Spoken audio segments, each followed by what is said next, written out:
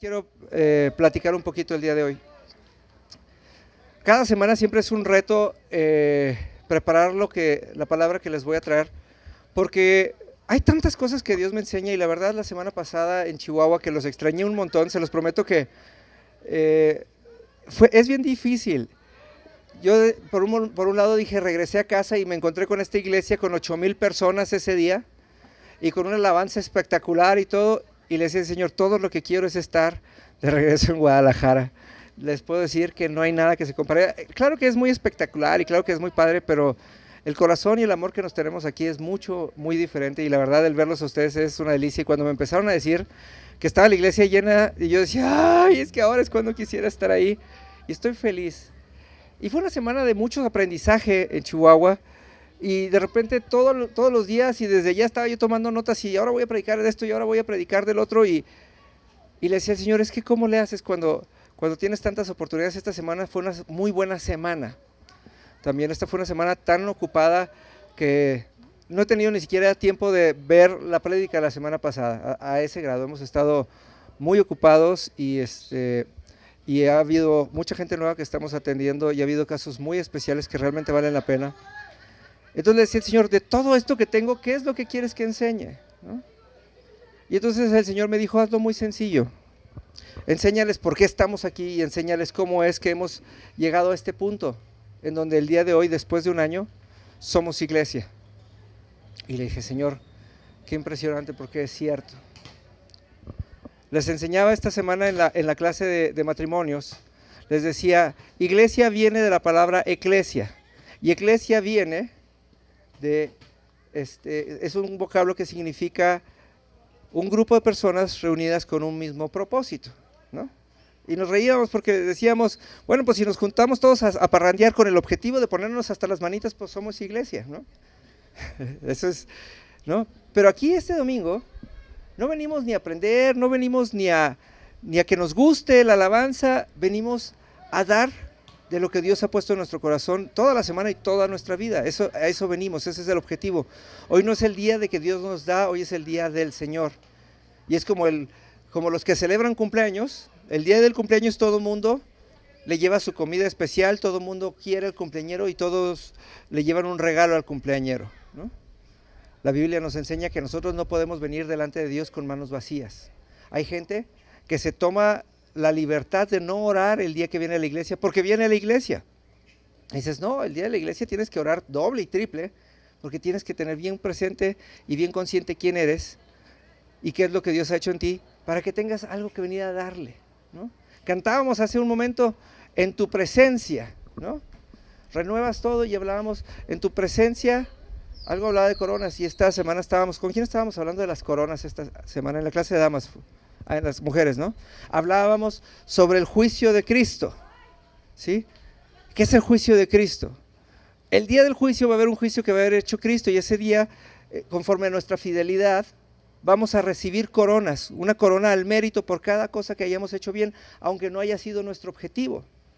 Pero lo que vamos a hacer es que nos vamos a engalanar de la obra de Dios en nosotros y de lo que Dios sí hizo en nosotros. Y cuando vayamos grandes y buenos y radiantes, vamos a llegar delante de la presencia de Dios y nos vamos a dar cuenta que la presencia de Dios es tan grande que aún nuestro premio va a ser pequeño y lo vamos a echar delante de Él, porque Él es el verdadero autor de todo, ¿no? Y entonces, cuando comprendí eso, dije, de eso es de lo que les quiero hablar. Porque nosotros no estamos aquí para que Dios nos dé cosas, ni estamos aquí para ser buenos, ni estamos aquí para que nos vaya bien. Estamos aquí porque aspiramos al juicio de Cristo. Aspiramos a que verdaderamente lleguemos un día delante de Dios y que Él reconozca o que Él se reconozca a sí mismo en nosotros. ¿Sí? ¿Y qué es lo que va a reconocer Dios en nosotros? Pues seguramente no va a ser el coche que me dio, ni tampoco va a ser las deudas de las que me sacó, sino va a ser aquello que hicimos con la intención de lo eterno. El problema es que no estamos acostumbrados a orar con la intención de lo eterno. El problema es que no estamos acostumbrados a hacer nada que sea eterno. Vivimos en lo constante efímero y en lo constante pasajero. Yo me acuerdo de mí y de muchos cuando estamos de Señor, sácame de esta, y mira, por esta, que me porto bien, ¿no? Pero siempre vivimos una oración al día, ¿no? Siempre necesitamos sacar una deuda del momento, siempre necesitamos sacar un problema de este momento. Y ayer me quedó muy claro, ayer se me hizo tarde en consejería, salí hasta casi las 9 de la noche de consejería, y la última persona con la que tuve consejería me invitó al cine. Y como ya no traía celular ni nada con qué avisarle a nadie nada, pues me fui al cine. Y cuando iba caminando del estacionamiento hacia el cine me decía el Señor, ¿verdad que yo puedo hablarte por donde quiera? Le digo, claro Señor, tú puedes hablarme por donde quiera. Me dice, pues pon mucha atención. Y le dije, ay, Dios me va a hablar por medio de los X-Men, ¿no? Y entonces estaba yo así como que, ya me lo estaba imaginando, ¿y qué me iba a decir? ¿Y cómo me lo va a decir, no? Y entonces de repente llegamos, nos sentamos en el cine y empieza un comercial del banco. Y yo, ¿un comercial del banco en el cine? Y entonces hablaba de dos hombres, este es un comercial del banco y hablaba de dos hombres. Un hombre que decidió comprar su casa por medio de un crédito hipotecario y una persona que decidió pagar renta. Y entonces yo decía, sí, yo siempre he sido de los que, a mí me gusta pagar renta, porque yo siempre digo que la renta te da ubicación, ¿no? Que es algo que al comprar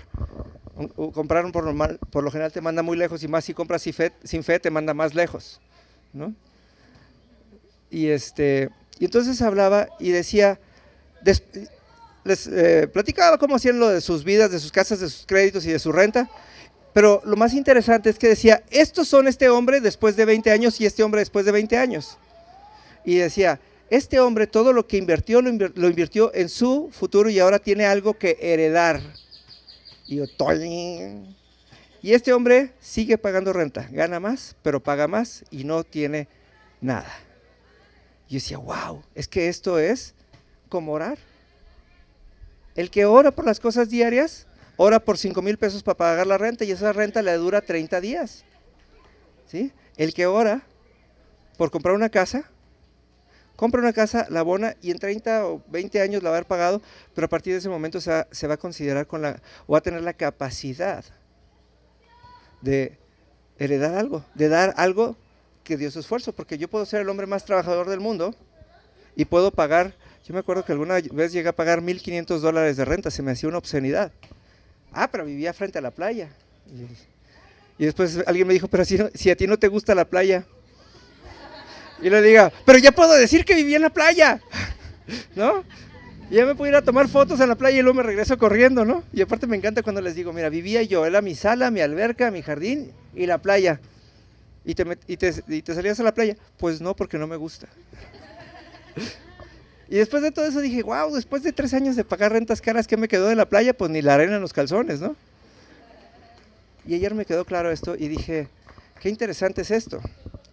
Y me acordé de una cita que ya tenía yo preparada, que está en el libro de Santiago, en el capítulo 4, en el versículo 3, dicen, piden y no reciben porque piden mal, porque piden para gastar en sus deleites.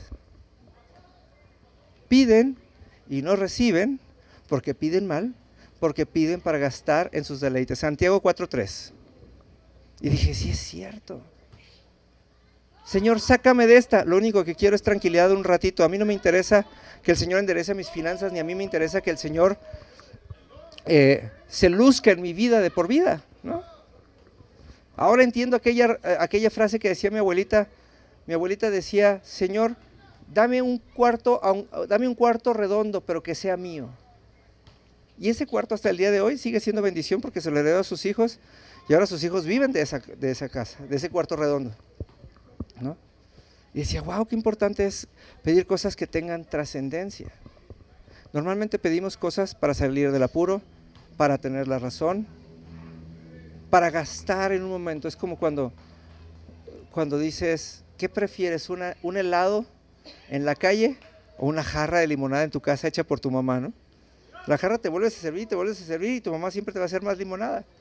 Y el helado te cuesta lo que 10 jarras de limonada y te la comes en 2 minutos, porque fue tu deleite del momento. Y entonces decimos, sí es cierto, El otro día me levanté a orar, no sé si los platiqué.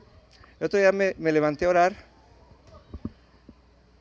y me levanté a las 2 de la mañana y tenía mucho calor y saqué del refri mi nieve de garrafa que tenía ahí guardada y empecé a saborearme mi nieve de limón y la verdad estaba tan buena y a las 2 de la mañana y con calor estaba tan buena. Y yo le decía al Señor, Señor, que mi intimidad contigo sea como esta nieve de limón. Y me decía el Señor, no sabes lo que me estás pidiendo. Porque aparte tengo la costumbre de, yo en mi casa que es la de ustedes, tengo la costumbre de levantarme a oscuras sin prender las luces y con los ojos cerrados porque me sé mi casa como mapa, ¿no? Y cuando me dijo el Señor, no sabes lo que me pides, le metí la cuchara al botecito y ya se había acabado. Y le dije, oh. Dije, Señor, tu presencia es mejor que un helado.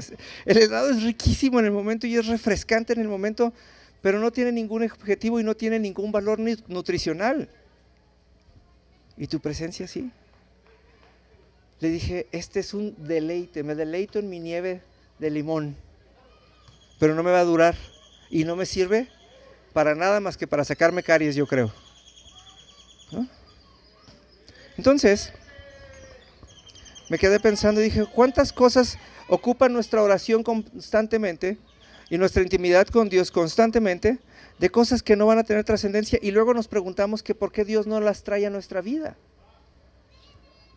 Porque queremos que nos den un mejor trabajo, ¿sí? Para ganar más y para tener más prestigio y más reputación. Pero nunca le ponemos un propósito hacia el futuro. Nunca pensamos en el día que nos habremos de retirar. Nunca pensamos en que a lo mejor yo estoy soltero, pero si sigo trabajando en este lugar va a pagar la escuela de mis hijos, qué sé yo.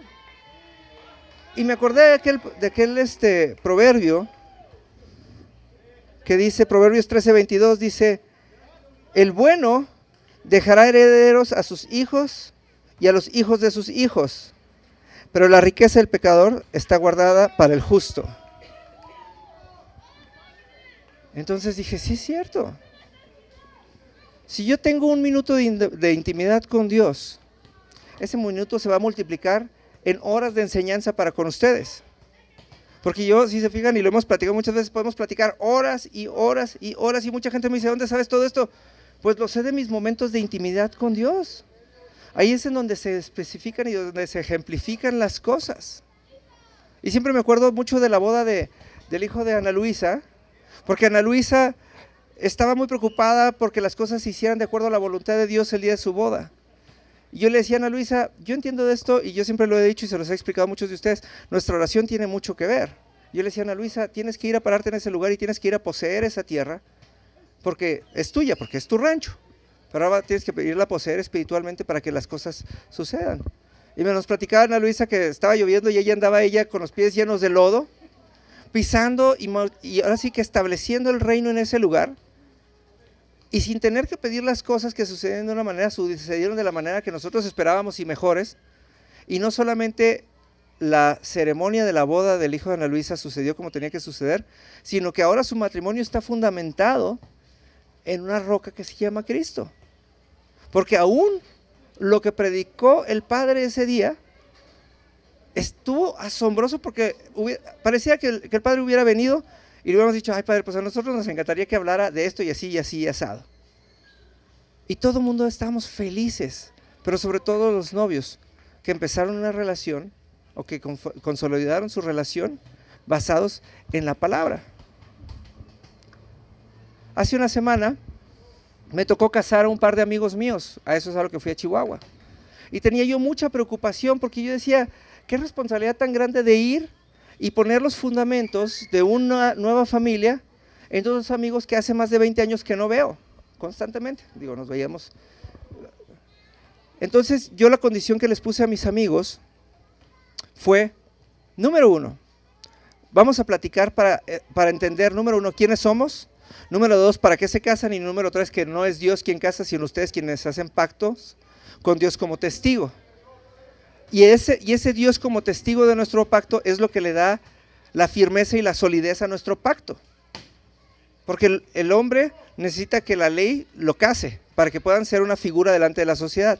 Pero Dios solamente necesita que esas dos personas, ese hombre y esa mujer, expresen de su boca la voluntad de hacer una unión para la eternidad. Y Dios la va a confirmar. Y entonces me atreví a hacer algo muy diferente de lo que se hace tradicionalmente en una iglesia. Después de que esta pareja se hicieron sus votos y se amaron y prometieron amarse, ahora les dije, ahora les voy a regalar un par de arcoíris. Y se me quedan viendo así con cara de que yo iba a sacar aquí, yo pensaba que iba a hacer una cartulina de arcoíris o qué sé yo, y que iba a enseñarlas.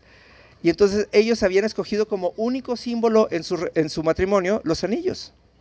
Y les hablé de dos cosas muy importantes: la figura de los padrinos y la figura de los anillos. Y entonces les expliqué cómo hay una figura en la tradición judía que es como el padrino, que sucede solamente en el tiempo de la circuncisión.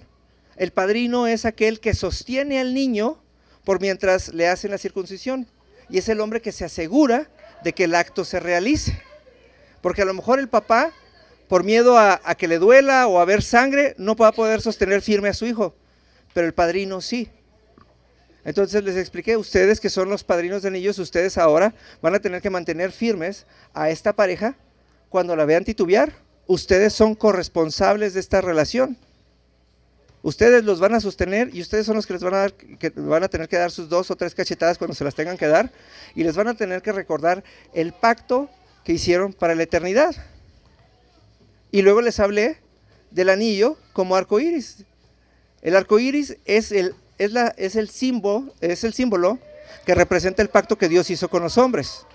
Así que estos anillos era el símbolo del pacto que ellos dos habían hecho previamente. Y entonces les dije, ahora no vamos a hacer como hacen tradicionalmente, porque se ve muy bonito, pero no lo vamos a hacer como se hace tradicionalmente. No va a ser el novio el que le dé el anillo a la novia y viceversa. Va a ser el padrino el que le va a poner el anillo al novio y la madrina la que le va a poner el anillo a la novia, y le va a decir, yo te voy a poner esta señal, en señal del pacto que acabas de hacer, y cada vez que la estés regando yo te voy a recordar de ese pacto y vamos a trabajar juntos para que cumplas ese pacto. Y ahí es en donde se cumple la palabra. Dice la palabra que 2 son mejor que 1, ¿no? Un hombre siempre necesita un amigo que venga y que le recuerde su papel. Una mujer siempre necesita una amiga, no que venga y que le solape, sino que le recuerde su papel. Y entonces estamos dejando de funcionar en el momento, sino que estamos funcionando para la eternidad. Estos muchachos acaban de recibir a Cristo hace unos días antes. No estaban firmes en la palabra y no estaban firmes delante de Dios, pero tenían todo lo que necesitaban. La mitad de la gente que estaba en la reunión era una familia adventista y la otra mitad era una familia católica. Y yo dije, ¿y cómo voy a hacer? Si yo voy y los bendigo y hablo bonito, vamos a asegurar una boda bonita. Pero a mí lo que me interesaba era asegurar un matrimonio duradero. Entonces lo que necesitábamos en ese momento era conciencia e identidad. Conciencia de lo que estaban haciendo e identidad de quiénes eran en ese momento y de quiénes son después de ese momento. Y la verdad, no es porque la haya hecho yo, sino porque la hizo el Señor planeó esa boda. Y fue delicioso saber después de la ceremonia que tanto la familia adventista como la familia católica estaban felices. Y que aún hubo personas que tenían más de 20 años de casados y me dice, René, ¿tienes esto en video? Y le digo, sí, me lo puedes regalar porque creo que es algo que mi mujer y yo tenemos que practicar. Y yo decía, wow. Entonces ya no estamos pidiendo para nuestros deleites, ¿no? Ya no estamos pidiendo inadecuadamente. Estamos dejándoles algo a alguien de lo que habrá de darle a la siguiente generación y a las siguientes personas que se atraviesen en su vida. ¿Sí? Y no se vale llegar y decirle a Dios, Dios, dame $1,000,000 y yo te prometo que le doy 50,000 a los pobres. ¿Sí? Dios no necesita que le ayudemos. Dios necesita que tengamos un propósito en nuestra vida y para las siguientes generaciones en cada cosa que le pidamos, para que nos la pueda dar. Cada vez si yo le pido a Dios, Señor, dame una Biblia, me dice, pero es que tienes 30 y las otras 30 tampoco las lees. ¿Para qué quieres una 31? ¿No? Señor, necesito que me saques de ese apuro, y Dios te va a decir, no te voy a sacar de este apuro económico, te voy a dejar que te caigas y te voy a empezar a enseñar a administrar poco dinero, porque dice la palabra, si en lo poco me eres fiel, en lo mucho te bendeciré. Y hay veces que nuestra necedad nos lleva a pasar a lo poco. Y la gente tiene la idea de que tiene que tocar fondo en su vida para levantarse, pero no es así. Aquí, en el momento en el que estamos, podemos transformar nuestros hábitos y los podemos cambiar a costumbres, para que esas costumbres tengan una trascendencia. ¿De qué me sirve a mí ser un hombre muy trabajador si mis hijos no son trabajadores? ¿Sí? Hay hombres que se la pasan la vida en el trabajo y sus hijos son unos buenos para nada. Entonces, ¿para eso le pediste a Dios que te enriqueciera? ¿Para darle estado a tus hijos y para que se perdieran? Hay mujeres que se la pasan en la iglesia y sus maridos aborrecen la iglesia porque nunca han visto un beneficio de que su mujer se acerque a Dios, porque su mujer es más parecida al diablo que a Dios, porque todo el día se la vive condenándolo, ¿sí? Todo el día se vive condenando a su marido o viceversa. Es más común en las mujeres, lamentablemente. En el momento que una mujer se acerca a Dios, el primer beneficiado tiene que ser su marido y el segundo beneficiado tienen que ser sus hijos, y lo que va a pasar es que inmediatamente después se van a querer acercar, porque dicen, si esto es bueno para ella y por consecuencia para nosotros, nosotros también queremos. Acercarse a Dios es lo mejor que nos puede pasar, pero la mayoría de la gente se acerca, y sobre todo cuando se acercan en problemas con las personas, se acercan a Dios para tener la razón. ¿Verdad que el hombre debería hacer esto? ¿Y verdad que el hombre debería hacer esto? ¿Y verdad que la mujer debería hacer esto? ¿Y verdad que debería de pasar así? Y les digo, pues, ustedes no necesitan a Dios, ustedes necesitan un referee, ¿sí? Y una tabla de 10 puntos. Nosotros llegamos a Cristo a ser transformados a la imagen de Cristo, a recuperar nuestra identidad a su imagen y semejanza, ¿sí? Y nosotros todo lo que tenemos que hacer es, si estamos en problemas como matrimonio y nos estamos acercando a Dios, no nos estamos acercando para resolver nuestros problemas, nos estamos acercando para tener generaciones de familias que sepan cómo tratarse y que tengan a Cristo en medio, pero no solamente nosotros, sino nuestros hijos, nuestros nietos. Si yo voy a tener un buen trabajo y si Dios me va a dar un negocio como lo que está haciendo Cecil ahora, ¿sí? Su objetivo no es salir de pobre, ¿no? Porque es muy buena en su trabajo y verdad que no te iba mal en el TEC, pero ahora está levantando algo que le va a dejar a los hijos y a los hijos de sus hijos. Porque normalmente, ¿qué pasa? Hay hombres o familias excelentes que levantan negocios grandísimos y llegan a la segunda generación, ¿y qué pasa? Los negocios se acaban porque los hijos no los saben administrar, porque los papás no les heredaron nada más que dinero. De ahí sale la famosa frase de, este hombre es tan pobre, tan pobre, tan pobre que lo único que tiene es dinero. No, Dios no cuestiona nuestras finanzas, Dios quiere alimentar nuestras finanzas, Dios quiere engrandecer nuestras finanzas. Pero sin el propósito delante, no le sirve de nada, ¿sí? Dios quiere sacarnos de las deudas, del alcohol, de la pornografía o de donde sea. Pero si no tiene un propósito, ¿para qué nos saca?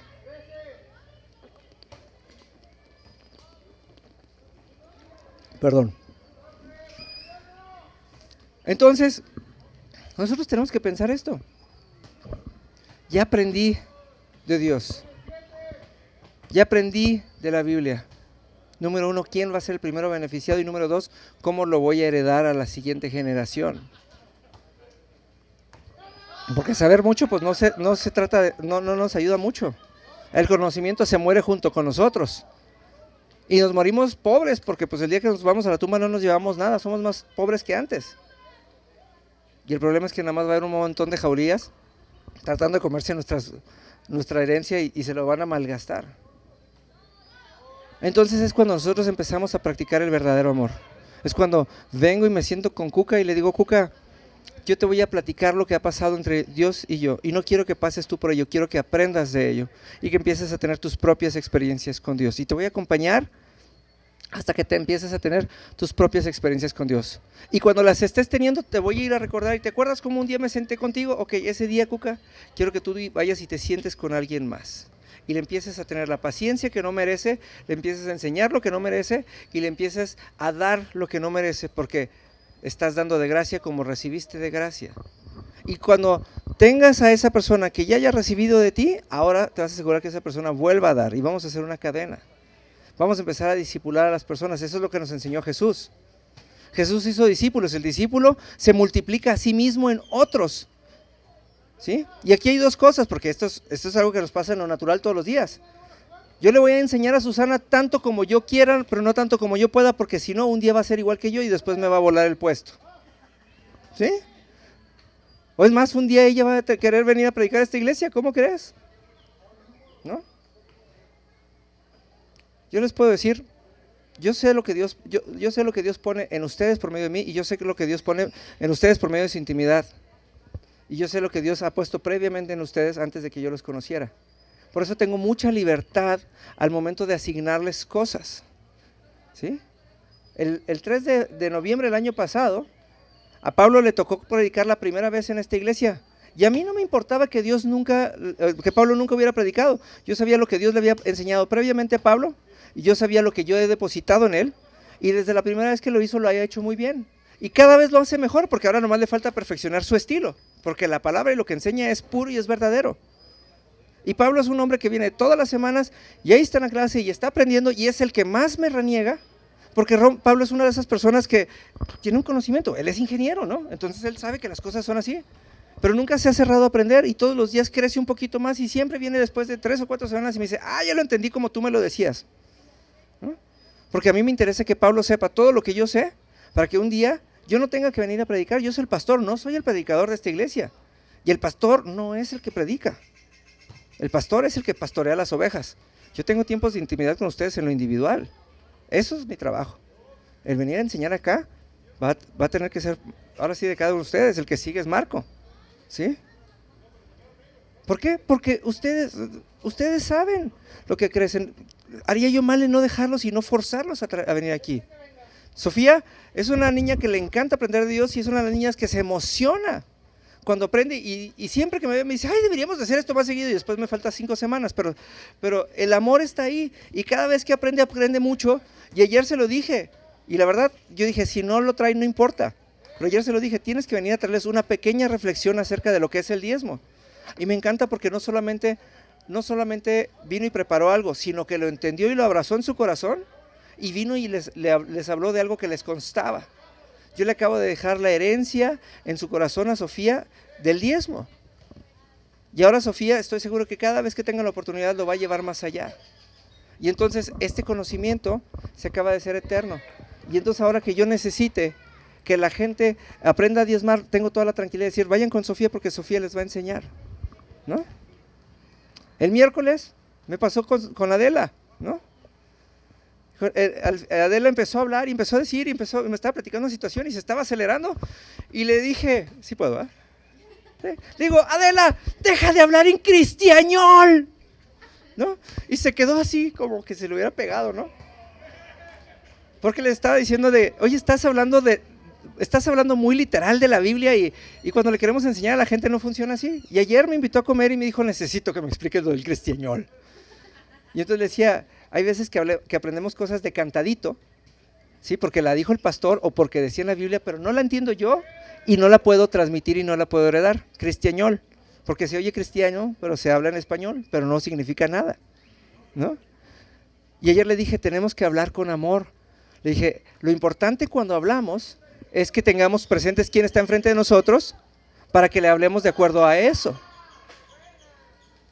Hace algunos años le pregunté a la profeta Isabel Contreras, que es una gran amiga, y le decía, Isabel, ¿por qué me cuesta tanto trabajo predicar? Porque no me gusta predicar, la verdad es que no me gusta. Y me decía, René, es muy sencillo, no amas a las personas que están enfrente de ti. Así que si, aunque no las conozcas, no eres capaz de amarlas, no prediques, porque va a salir de algo de ti muy bonito, pero va a salir algo de ti estéril, no va a haber ninguna semilla que se herede. ¿No? Dije, sí, es cierto. El otro día estaba platicando con un muy buen amigo, consejero mío, y me decía, René, tienes que cambiar la manera en que vas a predicar en la iglesia. Y le digo, ¿por qué? Si a mí me gusta. Y vio que la gente nomás está así, ¿no? Me dijo, tienes que empezar a predicar en series. Y le digo, ¿por qué en series? Predicar en series es muy pesado. Me dijo, no. Dijo, es que les vas a estar hablando varias veces a las personas del mismo tema de una manera evolutiva, y entonces va a haber un momento en el que se les va a quedar pegado, porque vienen, todo el mundo lo recibe en la prédica, a lo mejor lo ven en el video, pero si les preguntas de qué fue la prédica del domingo, todo el mundo dice, ¿ah? Porque es natural, así funcionamos, no es malo. Pero si les hablas en series, todo el mundo va a saber al menos de qué se trata, y al final van a haber tomado lo especial, y entonces vas a haber sembrado en ellos algo que puedan ir y repetir allá afuera, ¿no? ¿No se acuerdan cuando nos decían nuestras mamás? ¿Sí fuiste a misa? Sí. ¿De qué fue el sermón? ¿Está la fecha? ¿Sí? ¿Traías el papelito? Ah, si te daban papelito, pues ya le... ¿No? Es que no, entonces vas a decir que el pastor no habla claro, pues ¿qué pasó? Ah, ok. Los del boli nos distrajeron. Ah, ok. ¿No? Pero entonces dije, bueno, yo he tenido que transformar la manera en la que predico, porque mi objetivo es que cada vez que yo les hablo a ustedes, siembren ustedes una enseñanza eterna. ¿Por qué creen que cada vez que estamos hablando, siempre les digo, el 12 en la Biblia significa qué? ¿Y el 8 en la Biblia significa qué? ¿Y el 40 significa qué? Porque es el principio, y la Biblia está llena de números que nos van a ayudar a entender mejor lo que está escrito en la Biblia, ¿no? Pero siempre les pongo un ejemplo con la intención de que se les quede grabado y que lo puedan replicar. Ahorita Sofía vino y nos trajo un ejemplo, nos trajo una cita y nos trajo un ejemplo con la intención de que aprendiéramos el principio y que tuviéramos algo con que recordarlo, y con eso está sembrando una tabla eterna en nosotros. Ya no está orando para que ahorita vengamos, abramos nuestro bolsillo y por culpa demos algo. La Biblia nos habla que tenemos que diezmar, entregar el 10% de lo que recibimos para que podamos bendecir el 90% con el que nos quedamos, y para que siempre vivamos en justicia, siempre. Y esto no tiene que ver ni con el pastor ni con sus finanzas, esto tiene que ver en algo que es entre ustedes y Dios solamente. En el momento que se los logre sembrar, ustedes se lo van a poder sembrar a sus hijos y van a enseñarles a sus hijos que aún de su domingo tienen que dar el 10%, ¿sí? Y entonces van a empezar a ser justos desde pequeños y Dios los va a escuchar, y su oración no va a ser como la que decía la cita de Santiago, no va a ser efímera. Vamos a empezar a poder, Señor, yo quiero una casa, Señor, pero no quiero una casa para vivir y no quiero una casa para no estar pagando renta, Señor. Yo quiero una casa para que sea el lugar donde nos reunamos como familia. Yo, mis hijos, los hijos de mis hijos y posteriormente las generaciones que vengan. Quiero que este sea el centro en donde todos aprendamos de ti. ¿Ustedes creen que Dios les va a negar una casa después de eso? Cuando ustedes vean en sus corazones a las generaciones posteriores a ustedes en la palabra, nada más porque le pidieron una casa a Dios. Y un día le pedí a Dios un coche, y después alguien hasta me hizo unas etiquetas que le quité, que le puso que era el CCM, el Centro de Consejería Móvil, ¿no? Porque todo el mundo se sube a mi coche y todo el mundo empieza a hablar de sus problemas como si, no sé qué, ¿no? Si yo voy a restaurar mi matrimonio, no lo voy a restaurar para dejar de tener problemas con mi esposo o con mi esposa. Voy a restaurar mi matrimonio para que mis hijos tengan grandes matrimonios, para que empiecen fundamentados y que ellos experimenten en cabeza ajena y no tengan los problemas que nosotros tuvimos, y para que mis nietos se casen con el mejor o con la mejor esposo o esposa que puedan encontrar y puedan juntos alabar a Dios. Necesitamos orar por lo trascendente. Dios no me va a sacar de mis deudas por hacerme un favor y darme tranquilidad. Dios me va a sacar de mis deudas para enseñarme a ahorrar y tener principios financieros de acuerdo a Dios, donde pueda, cada vez que reciba un peso, pueda tomar 10 centavos para diezmar, y pueda tomar 10 centavos para ofrendar, y pueda tomar 20 centavos para quintar, como dice la Biblia. La Biblia nos recomienda que ahorremos el 20% de lo que nos entra y nunca vamos a tener problemas. José separó el 20% de todo el grano de Egipto y durante 7 años alimentó a Egipto con solamente el 20% de lo que habían ahorrado durante 7 años. Y aparte vendían grano a otras naciones, porque él empezó a sembrar y a cosechar con el objetivo de bendecir a las siguientes generaciones. Yo no quiero tener la razón nunca, yo quiero aprender de Dios y que me quede tan claro para que lo pueda enseñar, y cada vez que lo enseñe me conste para que la gente me crea. Yo me doy cuenta, y eso es algo muy cierto. Ahora ahora ustedes traen gente nueva a la iglesia y la traen porque me creen. Claro que creen en Dios y claro que tienen fe, pero traen gente nueva porque dicen, ¿sabes qué? Aquí sí nos están enseñando algo que les consta,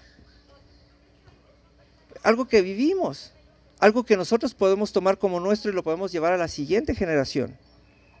Si yo soy el pastor Esther y Esther está trayendo a Sandra, sí, yo ya le heredé mi corazón a Esther y todo lo que Dios ha hecho en mi intimidad a Esther. Y Esther está haciendo lo mismo con Sandra y va a haber un día que Sandra va a tener que hacer lo mismo.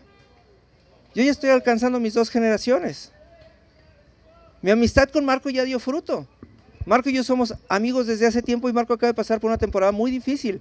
Y no sé si soy el único, pero me dio gran gusto el tener la oportunidad de levantar el teléfono y decirle, Marco, no sé por qué estés pasando, pero aquí estoy. Y hemos tenido un tiempo y cuando Marco creyó en lo que había en mi corazón y se lo transmitió a Tabata, ya hay otra generación y ellos 2 ya trajeron a Julio y a Sheila y ya es otra generación.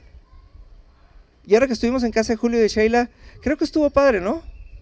Y hablamos de cosas que hay en mi corazón y cosas, o sea, a mí me encantó porque yo normalmente, ustedes saben que a todo mundo les dejo tarea, ¿sí? Pero nunca había visto 2 hombres tan dispuestos como Julio y el Pelos, que se me acaba de ir su nombre. Dicen el Pelos, o sea, ¿sí? Y les dejé tarea para la semana que entra. Todavía no sé ni siquiera si estoy invitado la semana que entra a la clase, pero ya les dejé tarea, ¿no? Pero ellos están tan dispuestos porque les gustó lo que había en mi corazón. Y dije, mira, aquí hay ya mis nietos espirituales ya están haciendo tarea. Yo no quiero orar para que Dios me dé un coche. Yo quiero aprender para que Dios me dé un coche cada vez que ore. Pero cada vez que yo ore y cada vez que Dios me dé un coche, quiero que otras personas aprendan a tener intimidad con Dios, porque si no, se queda en el coche. Pero el coche no nos lo llevamos al cielo. Y ese es el problema. Señor, sácame de esta. Pues, pero ¿para qué te voy a sacar? Si dentro de 10 días vas a estar igual. Fíjense nada más, a mí me encanta esto. Dice...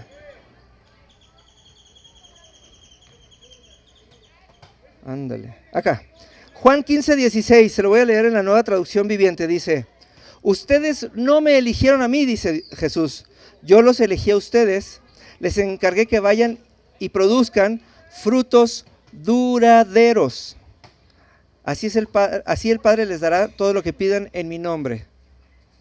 ¿Se fijan qué interesante? Dice Jesús, ustedes no están aquí porque ustedes quisieron, ni porque atendieron a la obligación de René como le hizo la manita de puerco a Sacil, ¿sí? Dice, ustedes están aquí porque yo los busqué y yo puse medios para que ustedes llegaran a este lugar. Ahora, como ustedes ya entienden que no están aquí por su propia voluntad, ahora van a hacer las cosas como yo las hago. Y si yo soy Dios eterno, los frutos que ustedes den van a tener que ser eternos. No estamos aquí para orar para que las personas dejen de sufrir. Si no, vayan a la iglesia, así se llama, pare de sufrir, ¿no? Esas son iglesias de 5 minutos, perdón, no los conozco, pero entiendo que así suceden, ¿sí? Pare de sufrir, pues deje de sufrir, váyase a donde quiera. Aquí no, aquí es, empiece a gozar. Y ustedes dependerán de cuánto tiempo quieren gozar, pero dice la palabra de Dios que en la presencia de Dios hay plenitud de gozo y nunca dejas de gozar, ¿sí? No están aquí para llorar y desahogar sus penas, están aquí para vivir una gran vida. Aquí vamos a restaurar relaciones para que den fruto para siempre y reflejar a Dios. Por eso dice, vayan y produzcan frutos verdaderos.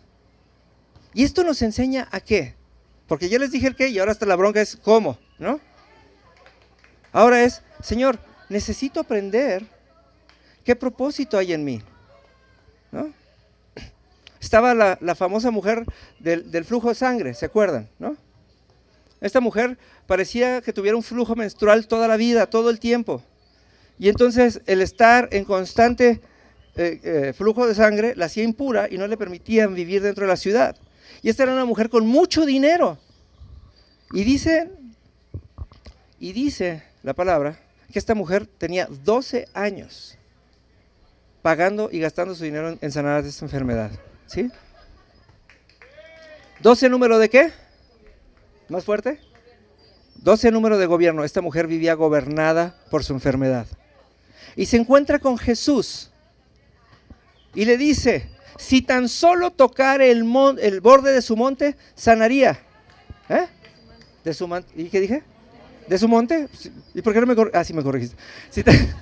Si tan solo tocar el borde de su manto, sanaría. Y no es la cuestión de que empezáramos con el primer trapito ungido de la historia, sino con lo que… Sí, es que mucha gente dice, y lo han visto en la tele, ¿no les han visto? Es muy padre levantarse a las 3 de la mañana y le dicen, compra este trapito ungido y usted sanará de todas sus enfermedades, ¿no? Y dije, pues claro, pues es que todo viene del borde del monte, ¿no? Del manto. No, aquí tiene que ver con el entendimiento de las cosas, porque la mujer necesitaba no sanar, porque si sanaba nada más, se iba a enfermar luego otra vez. La mujer entendía lo que significaba el manto. El manto que traía la mujer, el manto que traía Jesús, era un talit. El talit es este manto con el que ponen a Jesús en las películas, blanco, con las rayas color púrpura y las rayas color oro. Pero lo más importante de este manto es que este manto está tejido con 613 hilos específicamente. ¿Saben por qué 613 hilos? Cada hilo, se llaman tzitzit, ¿sí? Cada hilo simboliza un mandamiento del Antiguo Testamento. En la Torah hay 613 mandamientos. Quiere decir que Jesús caminaba cubierto por obediencia. Es un símbolo. Yo obedezco ¿cuántos mandamientos? Todos. Y me cubro por ellos. Y en las orillas estos talits tienen una escritura en cada orilla. Son 4 orillas. Y luego de ahí tienen así como unas barbas especiales ahí. Y esas son las que tocó la mujer. La mujer no tocó la túnica de Jesús, tocó el manto de Jesús. Y la mujer lo que entendió cuando estaba haciendo esto, dijo, si yo toco a Jesús y me sana, peligro y me vuelvo a enfermar. Pero si toco el manto, que significa obediencia, voy a tener que hacer un cambio de gobierno. Voy a cambiar el gobierno de mi enfermedad por el gobierno de la obediencia. Y cuando viva en obediencia, ¿qué me va a pasar? Nada. Nunca más me va a volver a pasar nada, porque la obediencia me garantiza la unción, la bendición y el favor de Dios. ¿Sí? Y no está diciendo que Dios nos condicione, nos está diciendo, Dios se agrada del que es obediente. Dios va a hacer misericordia con nosotros y Dios va a tener gracia con nosotros cada vez que Él quiera. Pero si nosotros queremos permanecer en esa gracia y en esa misericordia, al momento de cubrirnos de obediencia, es cuando garantizamos eso y empezamos a dar. Esta mujer trascendió la historia. Y el día de hoy nosotros tenemos esa conciencia de que solamente tocando el borde del manto y no del monte, ¿sí?, nos vamos a cubrir de obediencia y vamos a cambiar de gobierno. Ella dejó 12 años de enfermedad atrás de sí y los cambió por una eternidad de salud. ¿Sí? Ella cambió lo efímero por lo eterno. De eso se trata. La pregunta del millón es, ¿qué vas a cambiar tú? ¿Qué vas a cambiar tú? ¿Qué es lo que vas a dejar y con qué lo vas a reemplazar?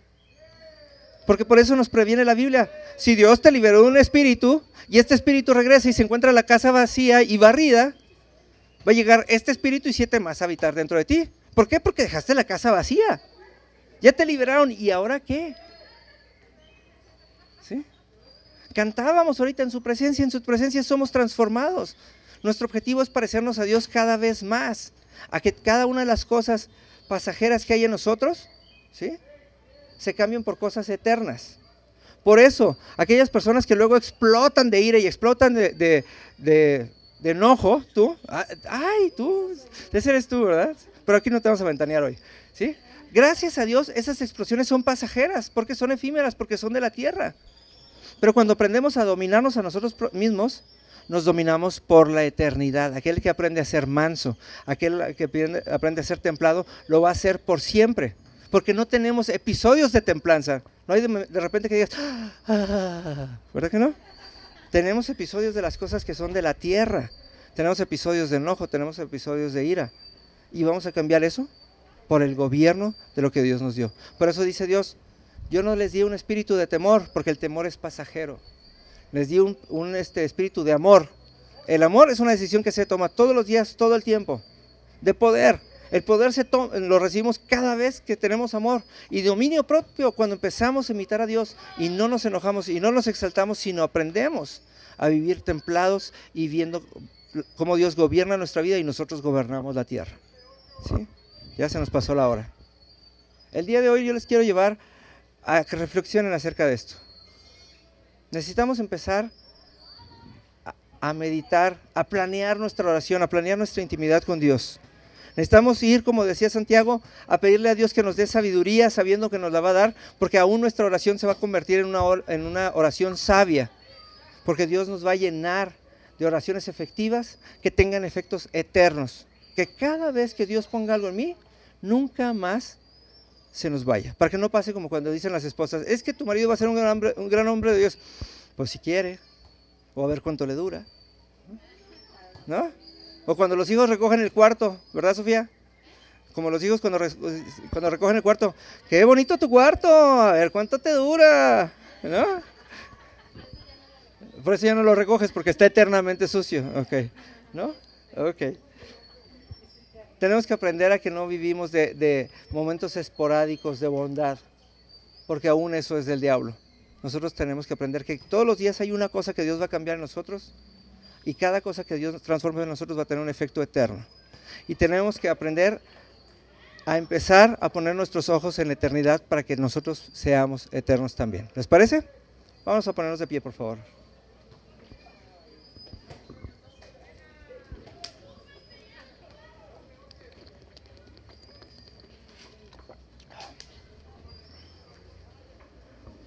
Vamos a poner nuestros ojos en el Señor y esto no es nada sobrenatural, vamos a cerrar nuestros ojos y vamos a ver quién ha sido Dios en nosotros y le digamos, Señor, Padre, podemos ver que ciertamente has trabajado en nosotros últimamente, Padre, pero queremos ir más allá, Señor, queremos tener frutos, Señor, duraderos como los que tú nos envías a dar, Señor. Queremos dar, Señor, frutos semejantes a ti. Queremos, Señor, empezar a corresponder, Señor, a eso que tú haces en nosotros y queremos empezar a tomar nuestro papel en esta tierra, Señor. Queremos dejar las cosas efímeras para empezar a abordar las cosas eternas, Señor. Queremos, Señor, en el nombre de Jesús, Padre, poder reflejarte a ti en todo. Que cada vez que nosotros demos nuestra palabra y digamos sí, Señor, ese sí sea trascendente, Padre, porque tú lo mandaste, Señor. Así tú dijiste que su sí sea sí y su no sea no, Padre. Queremos aprender, Señor, que cada vez que digamos algo, Señor, tenga un efecto en el reino de los cielos, Señor, para que así como dices en tu palabra, Señor, todo lo que aten en la tierra será atado en el cielo, Señor. Queremos hacer pactos eternos, Señor, a los que seremos fieles, Señor, para que podamos reflejarte a ti, Señor, y que la humanidad te conozca por medio de nosotros, Padre. Queremos, Señor, empezar a tener oraciones efectivas contigo, Señor, a pedir cosas que tienen que ver contigo y no con nosotros, que tienen que ver con tu efecto, Señor, y no con nuestros deleites, Padre. Queremos crecer hacia ti, Señor, y queremos verte, Señor. Queremos verte a diario, Señor. Queremos tener ese privilegio, Señor. No queremos ser de esas personas que entran y salen de tu presencia, Señor, sino que queremos vivir y habitar constantemente en tu presencia, porque tú nos prometes que así lo podemos hacer, Padre. Padre, queremos que lo eterno sea algo que se tatúe en nuestro corazón, Señor, que se tatúe en nuestra mente y aún en nuestra lengua, Señor, para que todo lo que sintamos, todo lo que hablemos y todo lo que pensemos, Señor, tenga el sello de Dios en nosotros, Padre. En el nombre de Jesús, Padre, yo entrego a ti este pueblo, Señor, sabiendo que es un pueblo fiel, Señor, sabiendo que es un pueblo que te busca a ti, Señor, y que da frutos duraderos, Padre. Declaro que este pueblo, Señor, es un pueblo que está llamado a crecer muy rápido, Señor, porque muy pronto estaremos, Señor, otra vez en ese lugar en donde tú nos has llamado, Padre. En el nombre de Jesús, bendigo a cada hombre y a cada mujer aquí, Señor, y los bendigo, Señor, con la capacidad de la eternidad, Señor. En el nombre de Jesús. Amén. Tengan una gran semana. No se les olviden las reuniones y nos estamos viendo entre semana todos, ¿ok? Buena semana.